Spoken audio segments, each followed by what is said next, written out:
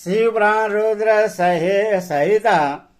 सज्जनों, आज शिवपुराण में आपको दक्ष की 60 कन्याओं का विवाह, दक्ष और विरणी के यहाँ देवी शिवा का अवतार, दक्ष द्वारा उनकी स्तुति तथा सती के सदगुणों एवं चेष्टाओं से माता पिता की प्रसन्नता। कथा सुनिए।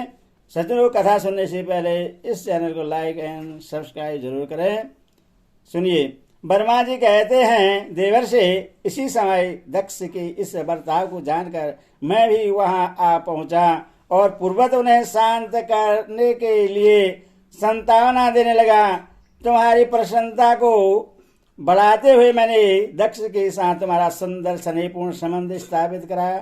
तुम मेरे पुत्र हो, मुनियों में श्रेष्ठ और संपूर्ण देवताओं के प्रिय हो, अतः बड़े प्रेम से तुम्हें आश्वासन देकर मैं फिर अपने स्थान पर आ गया।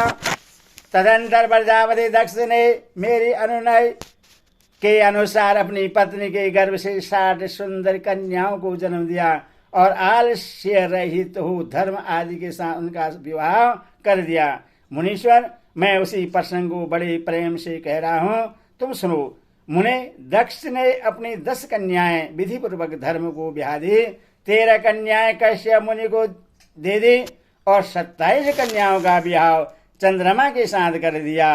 भूत या बहुपुत्र अंगिरा तथा किस्साशव को उन्होंने 2-2 कन्याएं दी और शेष 4 कन्याओं का विवाह अतार्ष्य अरिष्टनेमि के साथ कर दिया।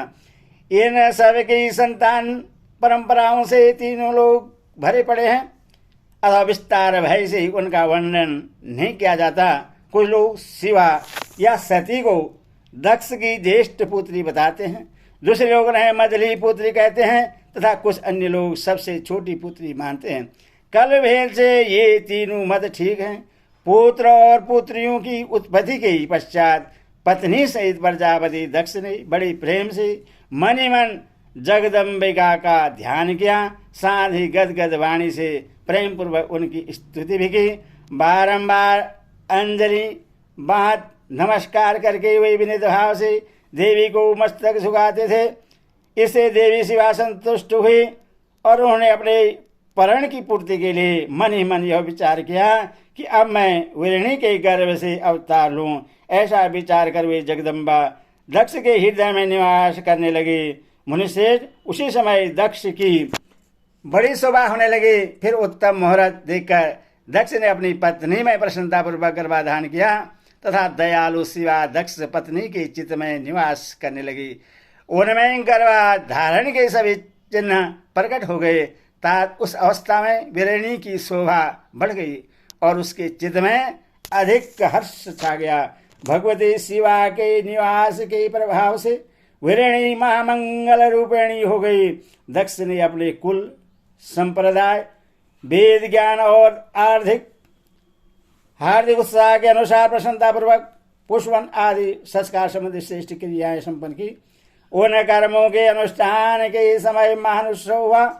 प्रजापति ने ब्राह्मणों को उनकी इच्छा के अनुसार धन दिया। उस अवसर पर विरणी के गर्भ से देवी का निवास हुआ जानकर श्री विष्णु आदि सभी देवताओं को बड़ी प्रसन्नता हुई। उन सब ने वहां आकर जगदम्बा का स्तवन किया और समस्त लोगों का उपकार करने वाली देवी शिवा को बारंबार प्रणाम किया। वे सब देवता प्रसन्नित हो दक्ष प्रजापति तथा विरणी की भूरी भूरी प्रशंसा करके अपने अपने स्थान को लौट गए। नारद, जब 9 महीने बीत गए तब लौकिक गति का निर्वाह कराकर 10वें महीने के पूर्ण होने पर चंद्रमा आदि ग्रहों तथा ताराओं की अनुकूलता से युक्त सुगत मुहूर्त में देवी शिवा शीघ्र ही अपनी माता के सामने प्रकट हुई। उनके अवतार लेते ही प्रजापति दक्ष बड़े प्रसन्न हुए और उन्हें महान तेज से दीप्तिमान देख उनके मन में यह विश्वास हो गया कि साक्षात वे शिवा देवी ही मेरी पुत्री के रूप में प्रकट हुई है। उस समय आकाश से फूलों की वर्षा होने लगी और मेघ जल बरसाने लगे। मुनीश्वर, सती के जन्म लेते ही संपूर्ण दिशाओं में तत्काल शांति छा गई। देवता आकाश में खड़े हो मांगलिक बाजे बजाने लगे। अग्निशालाओं की बुझी हुई अग्नियां सहसा प्रज्वलित हो उठी और सब कुछ परम मंगलमय हो गया। वीरिणी के गर्भ से साक्षात जगदम्बा को प्रकट हुई देख दक्ष ने दोनों हाथ जोड़कर नमस्कार किया और बड़े भक्ति भाव से उनकी बड़ी स्तुति की। बुद्धिमान दक्ष के स्तुति करने पर जगत माता शिवा उस समय दक्ष से इस प्रकार बोली, जिसे माता वीरिणी न सुन सके। देवी बोली, प्रजापति, तुमने पहले पुत्री रूप में मुझे प्राप्त करने के लिए मेरी आराधना की थी। तुम्हारा वह मनोरथ आज सिद्ध हो गया। अब तुम उस तपस्या के फल को ग्रहण करो। उस समय दक्ष से ऐसा कहकर देवी ने अपनी माया से शिशु रूप धारण कर लिया और शेष स्वभाव प्रकट करती हुई वे वहां रोने लगी। उस बालिका का रोदन सुनकर सभी स्त्रियां और दासियां बड़े वेग से प्रसन्नतापूर्वक वहां आ पहुंची। अस्किनी की पुत्री का अलौकिक रूप देखकर उन्हें सभी स्त्रियों को बड़ा हर्ष हुआ। नगर के सब लोग उस समय जय जयकार करने लगे। गीत और वाद्यों के साथ बड़ा भारी उत्सव होने लगा। पुत्री का मनोहर मुख देखकर सबको बड़ी प्रसन्नता हुई। दक्ष ने वैदिक और कुलोचित आचार का विधिपूर्वक अनुष्ठान किया, ब्राह्मणों को दान दिया और दूसरों को भी धन बांटा। सब और यथोचित गान और नृत्य होने लगे। भांति भांति के मंगल कीर्तियों के साथ बहुत से बाजे बजने लगे। उस समय दक्ष ने समस्त सद्गुणों की सत्ता से प्रसिद्ध होने वाली अपनी उस पुत्री का नाम प्रसन्नता पूर्वक उमा रखा।